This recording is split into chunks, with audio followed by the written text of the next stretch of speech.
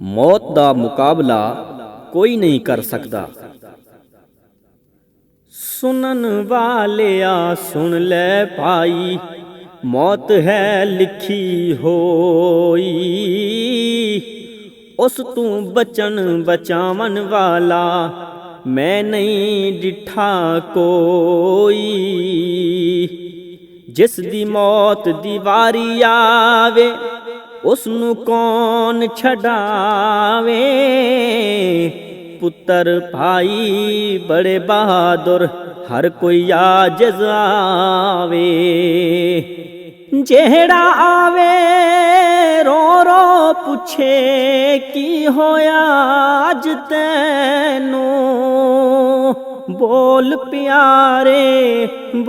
प्यारे गल सुना कोई मैनू। मरने वाला बोल ना सके मौत ने सैनत मारी। जुबान हिलावे गल ना आवे दिल ने हिम्मत हारी। चेहरे उत्ते जर्दी वरती हालत नाजुक होई।